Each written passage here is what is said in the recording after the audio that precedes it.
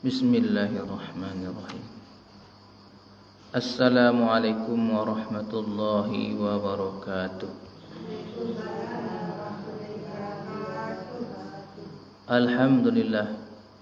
Wassalatu wassalamu ala Rasulillah Muhammad ibni Abdillah wa ala alihi wa sahbihi wa mawalah. Alhamdulillah, bersyukur kepada Allah Subhanahu wa taala, bersalawat kepada junjungan alam Nabi Muhammad sallallahu alaihi wasallam. Ibu bapak jemaah rahimakumullah, jemaah maghrib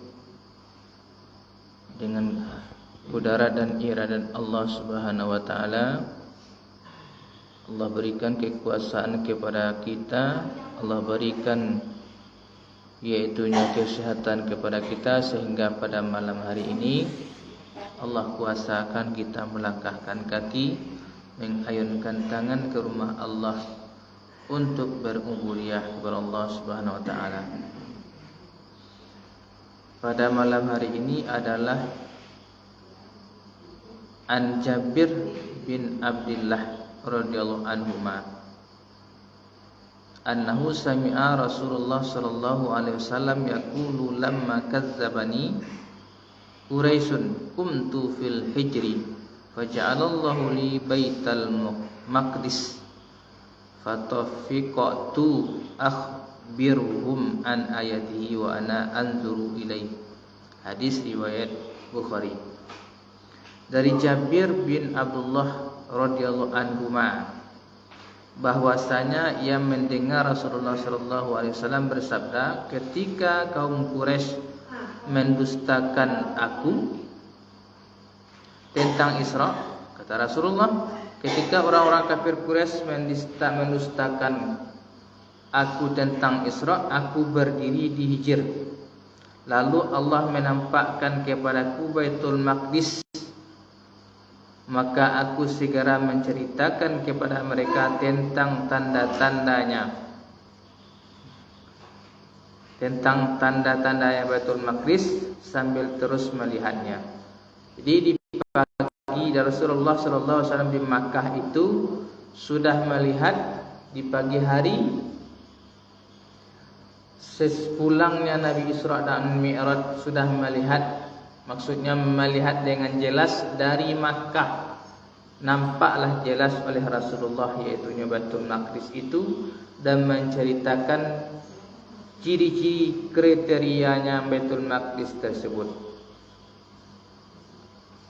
Kenapa? Karena banyak di antaranya orang-orang kafir Quraisy ini yang tidak percaya bahwasanya Nabi Muhammad sallallahu alaihi wasallam tidak mungkin, dalam nalar mereka tidak mungkin Muhammad diisrakan ke Masjidil Aqsa atau Baitul Maqdis. Karena jarak tempuh waktu itu adalah 2 bulan. Banyak di antaranya yang beriman malah bertambah imannya kepada Allah, dan yang lemah imannya malah balik kafir. Dan orang-orang yang beriman di waktu itu adalah orang-orang yang beruntung. Karena kenapa? Karena salah satunya mukjizat Rasulullah SAW di Isra dan di Mi'rajkan.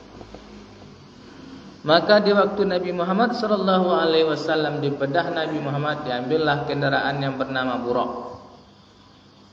Dalam riwayat mengatakan Buraq itu di dalam surga ada hitungannya 4.000 Buraq.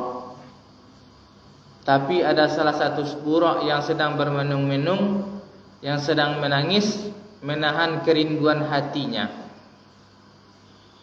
Dia rindu katanya. Lalu dihampiri oleh malaikat Jibril, apa gerangan wahai Buraq? Kenapa engkau senandung bersedih hati?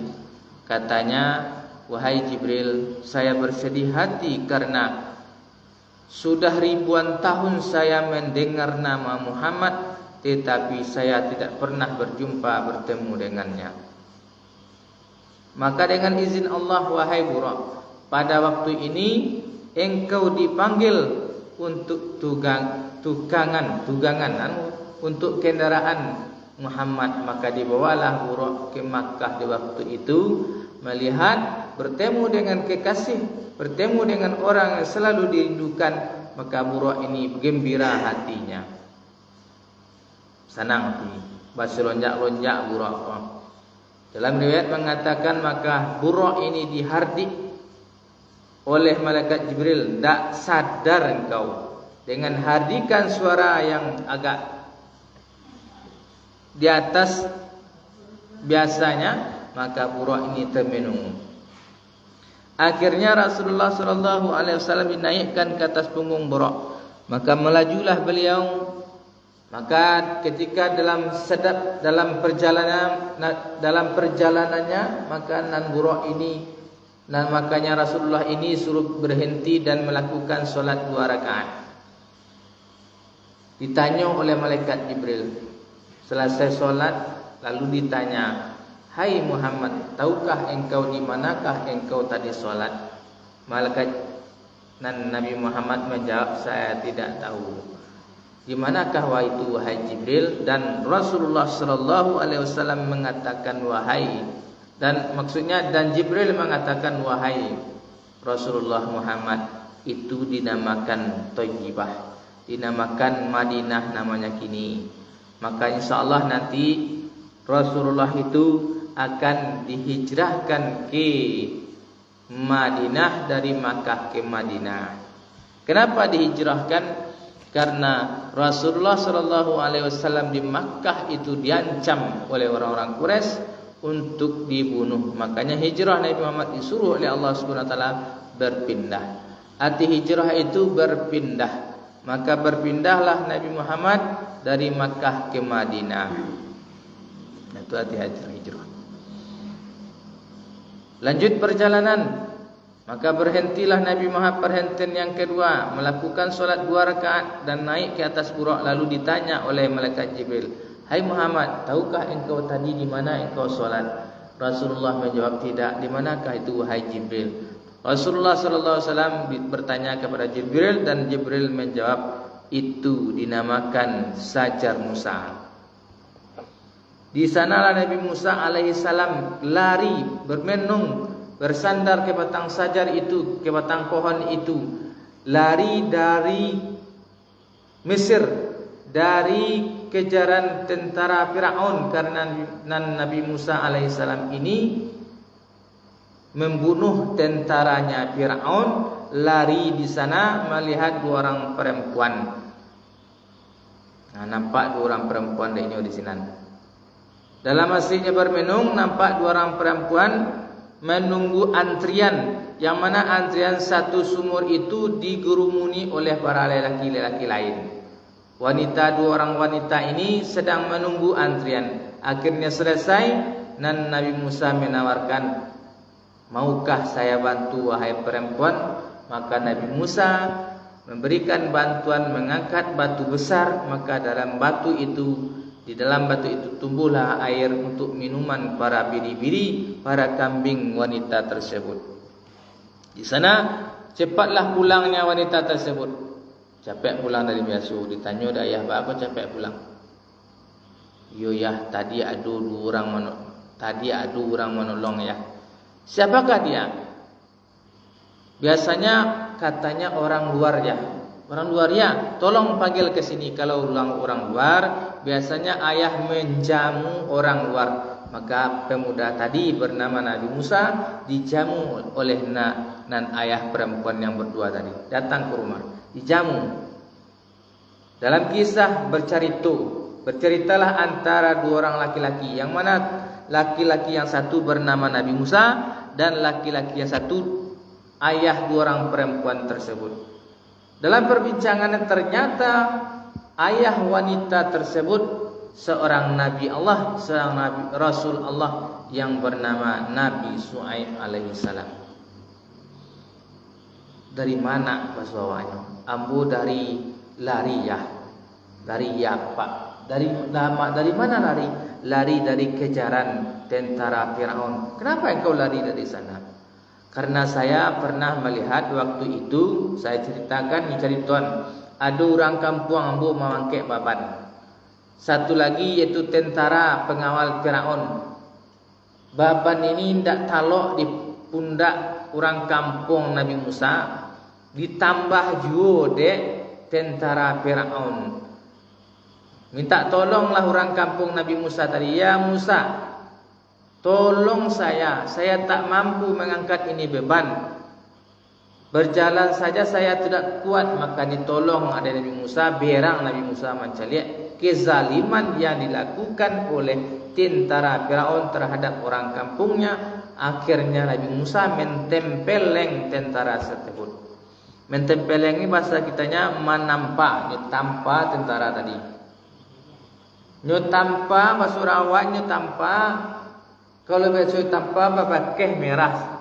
Tetapi Nabi Musa itu kuat. Tadi kan ada kisahnya batu besar yang ia angkat. Ini tentara Firaun tadi ditampanya, akhirnya mati ditampek. Itu kuat Nabi Musa itu. Tampaknya langsung mati orang tadi. Karena itulah Pak nyoba cerita Nabi Shu'aib tadi. Karena itulah Pak saya lari, dikejar oleh tentara, disuruh oleh Firaun menangkap saya. Akhir dari letih lesu saya berlari. Saya bersandar sebuah pohon dan di sana saya melihat anak bapak sedang antri mengambil air untuk minum kambing, kembali kambing orang posisi berdua. Oh betul Firaun ya dia. Iya Pak. Dari tentara kerajaan Firaun engkau? Iya Pak. Kata Nabi Musa. Tetapi saya Pak anak asuhnya Firaun. Ibu bapak jemaah rahimakumullah. Nabi Musa ini anak asuh Firaun. Dahulu Firaun ini ada datang mimpi. Maka ia mencari mengumpulkan orang-orang yang hebat-hebat, yang terhebat yang bisa mentakbirkan mimpi. Jadi kita boleh mengambil ibarah dari mimpi-mimpi. Tapi jangan terlalu percaya. Kalau bermimpi dengan bertemu dengan Rasulullah, rasanya memang nyata basobok Nabi Muhammad itu. Saya pernah basobok Nabi Muhammad. Boleh. Mudah-mudahan kita basobok bertemu dengan Nabi Muhammad dalam mimpi hendaknya. Amin. Ya Rabbal Alamin.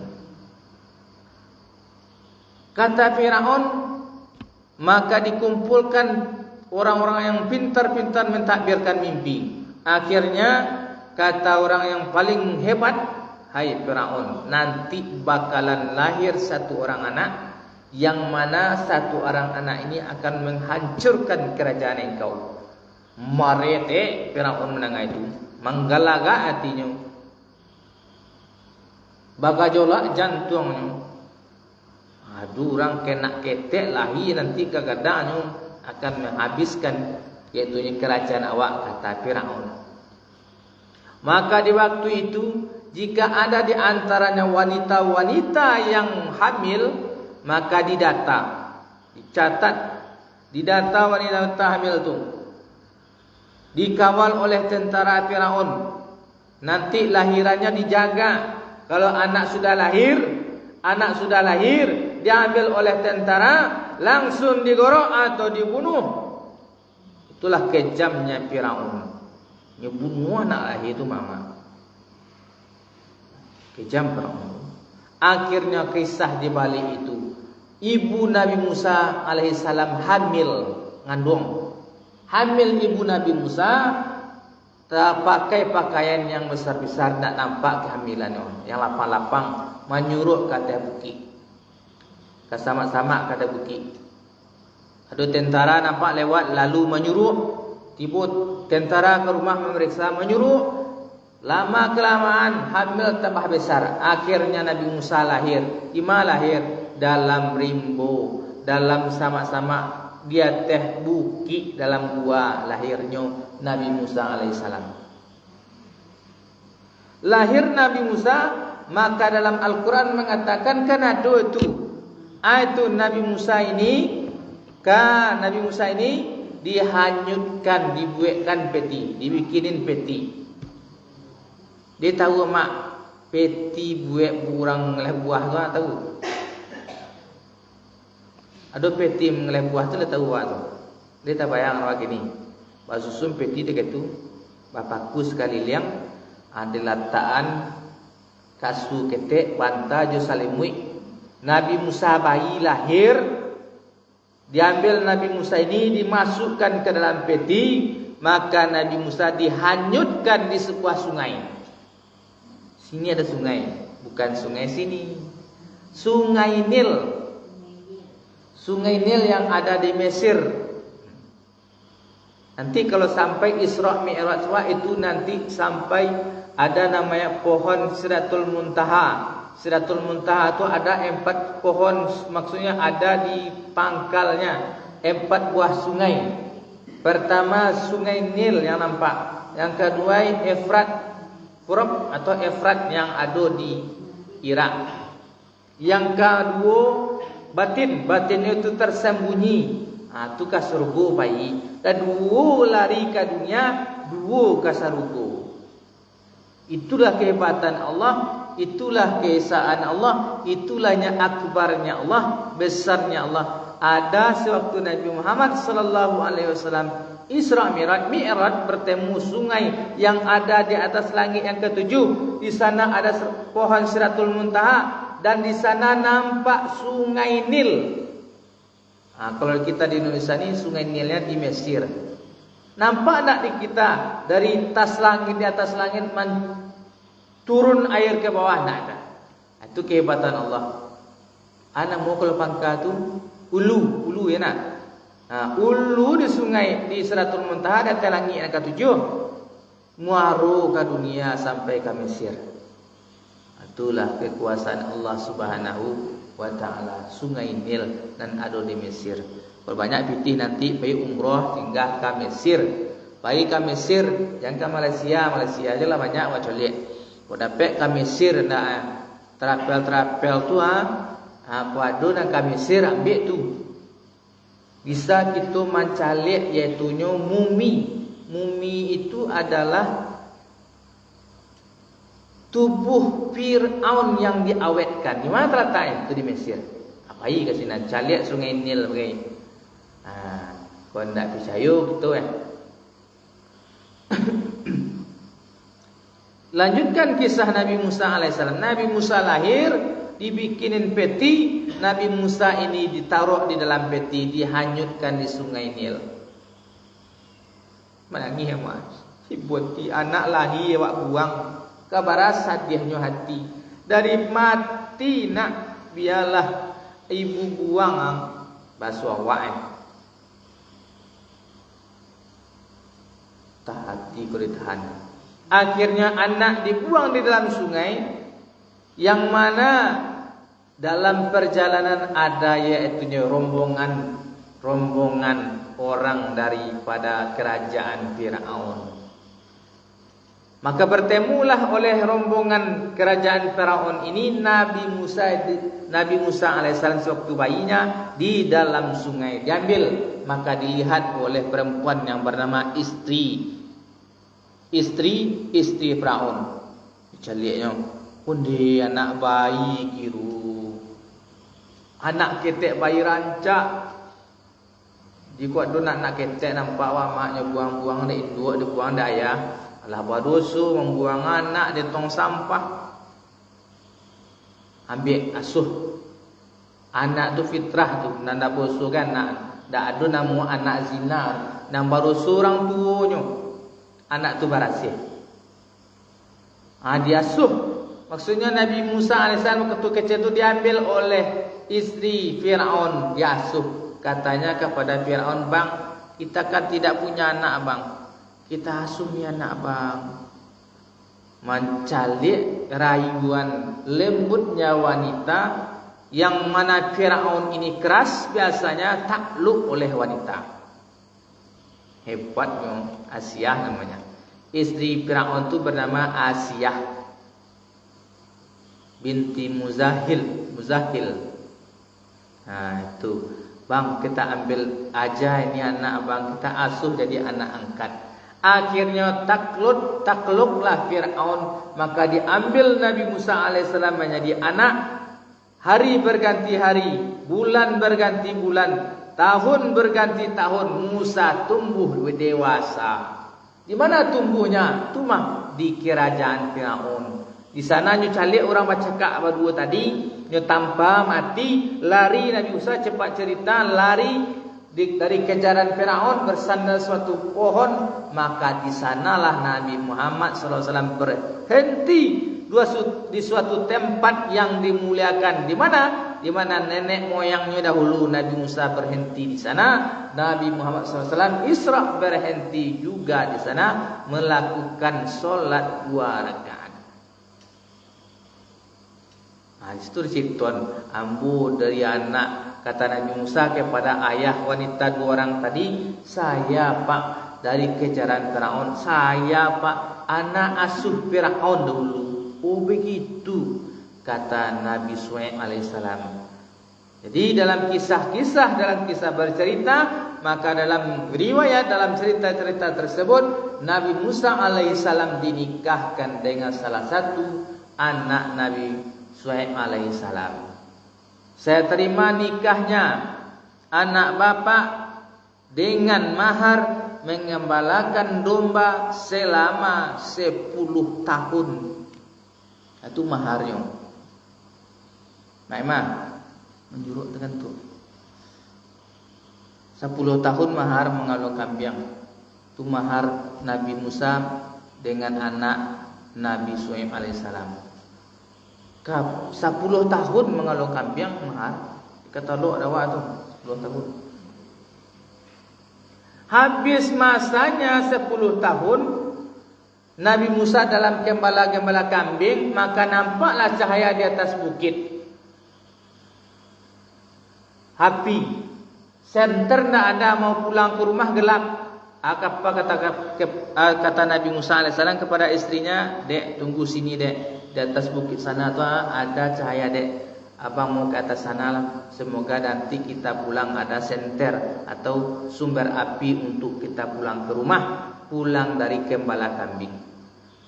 Naik Nabi Musa ke atas sana, maka di sana Allah berfirman kepada Nabi Musa alaihissalam. Cepat cerita, hai Musa, saya adalah malaikat Jibril, engkau Allah utus, Allah angkat menjadi rasul dan bawa Firaun ke jalan yang benar. Diangkat Nabi Musa menjadi rasul waktu itu. Dan langsung Nabi Musa terima, ya Allah, sebagaimana kepada engkau sudah engkau berikan yaitunya nabi-nabi dahulu, yaitunya mukjizat-mukjizat, kepada saya apa mukjizat yang kau berikan ya Allah? Allah berikan kepada Musa yaitu satu tongkat, lemparkan tongkatmu. Kalau dilemparkan tongkatnya, tongkat tadi menjadi ular besar. Jadi ular. Tongkat itu pemberian ayah menantu, ayah mertua Nabi Shu'aib alaihissalam untuk gembala kambing. Akhirnya tongkat itu bukan dari Allah, tongkat dari mertuanya, lemparkan menjadi ular besar. Terus apa mukjizat saya ya Allah? Allah berikan mukjizat kepada tangan Nabi Musa bisa bercahaya. Bisa bercahaya. Nah, di sanalah Nabi Musa alaihissalam dinamakan Bukit Tur Sinina. Dan di mana Nabi Muhammad waktu Isra-nya berhenti, Thayyibah Madinah, Sajar Musa, Bukit Tur Sinina, tempat yaitunya Nabi Musa bermunajah kepada Allah Subhanahu wa taala. Apa kata Nabi Musa alaihissalam kepada Allah? Ya Allah, perlihatkan kepadaku zatmu yang agung, wahai Allah, kata Nabi Musa. Hai Musa, sungguhnya engkau takkan mampu melihat zatku, hai Musa, sehingga Allah bukakan sedikit saja tabir hijabnya Allah Subhanahu wa taala, sehingga tersungkurlah Nabi Musa dan hancurlah bukit dan pingsan Nabi Musa tadi. Allah bukakan seketek saja hijabnya Allah Subhanahu wa taala. Sesungguhnya Allah itu tertutup oleh ribuan hijab. Kalau Allah bukakan satu hijab saja, maka satu hijab yang dibukakan Allah itu akan mengakibatkan hancurnya tempat tersebut, hancur atau matinya orang tersebut. Itu Nabi Musa langsung pingsannya, dibukakan seketika oleh Allah SWT. Di sanalah Nabi Muhammad SAW berhenti melakukan solat 2 rakaat sewaktu beliau Isra'-nya. Thayyibah, Sajar Musa, Tur Sinina, dan yang keempat tempatnya bersejarah, yaitu perhentian Nabi Muhammad. Hai Muhammad, kata Jibril, tahukah di manakah tadi engkau berhenti? Kata Rasulullah, tidak tahu wahai Jibril, di manakah itu? Dan Jibril menjawab, engkau tadi berhenti di tempat yang bernama Baitul Lahmi. Bait itu rumah, lahmi itu daging, rumah daging dinamakan Bethlehem kata orang sekarang. Baitul Lahmi itu adalah tempatnya Nabi Isa alaihissalam dilahirkan. Tempatnya dilahirkan Nabi Isa alaihi ibunya yang bernama Maryam. Di mana nama Maryam ini adalah hamil tanpa bapa, yang mana Allah utus kepada malaikat Jibril. Malaikat Jibril mendatangi Maryam dengan pemuda yang tampan, langsung mendekati, yaitunya Maryam. Hai Maryam, pada hari ini Allah utus saya untuk meniupkan ruh kepadamu dengan hamal, dengan kehamilan. Tacangang Maryamku, masa ia buat hamil? Kamu kan tak lelaki dah, kamu dah buat suami dah, nikahnya buat lun. Ini kata Allah Maryam, ini utusan Allah. Kata Maryam, kalaulah Allah berkehendak, kalau Allah lah yang menyuruh, saya siap. Begitulah sehendaknya iman kita. Jadi apa-apa yang Allah tibakan kepada kita, itu kan kalau dalam kisah kan suatu keburukan, namun mengandung kebaikan. Buruknya hamil tanpa bapak. Kalau orang sekarang kan hamil tanpa bapak, suatu keburukan, buruk. Atau contoh satu yang lain yang buruk, penyakit, musibah, rumah tangga, atau terjatuh anak belantak, misalnya suatu keburukan. Itu kehendak Allah. Allah yang berkehendak, berserah diri kita kepada Allah. La haula wala quwwata illa billah. Bismillahirrahmanirrahim. Tawakkaltu 'ala Allah.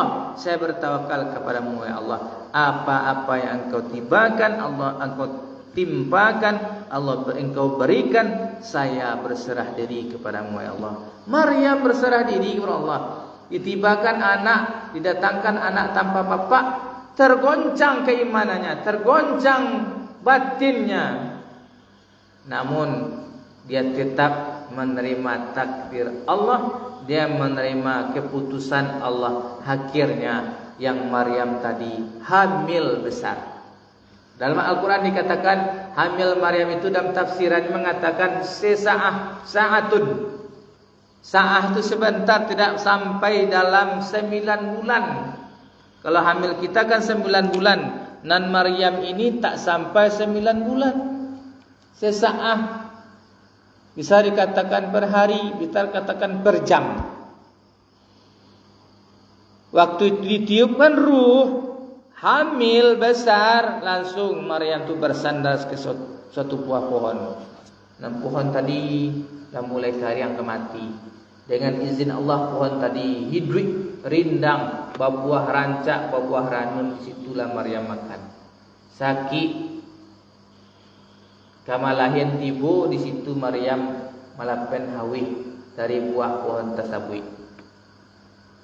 Akhirnya Nabi Isa lahir capai serto, lahir Nabi Isa alaihissalam, maka di situ dibentukkan Baitul Lahmi. Di sini tampaknya Nabi Muhammad berhenti melakukan sembahyang 2 rakaat. Kalau ada nanti itu untuk pergi hijrah, maksudnya pergi berziarah, baiklah ke tempat-tempat tersebut. Tadi Sajar Musa, Bukit Tur Sinina, Baitul Lahmi.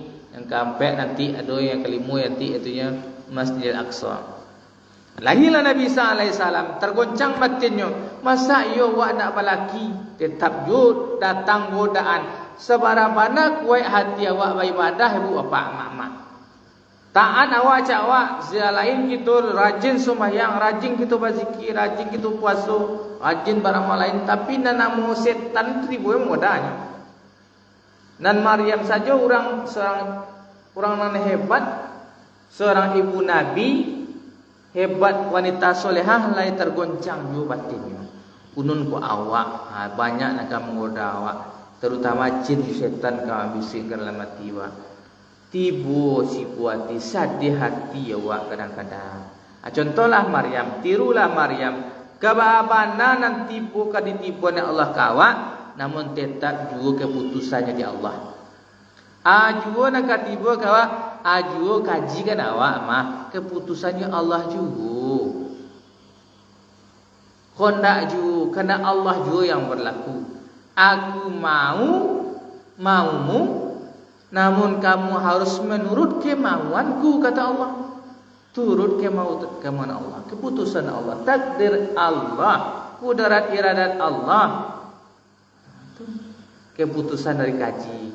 Kalaulah berserah diri kita kepada Allah, insya Allah apa-apa yang Allah tibakan kepada kita dengan hati lapang, hati ikhlas, mulut senyum, iman yang kuat menanggung. Namun kalau fisik hati mungkin bisa tersakiti. Namun jika iman itu akan insya Allah akan Allah kuatkan, Allah berikan keimanan kuat kepada kita berkat kita berserah diri kepada Allah Subhanahu wa taala.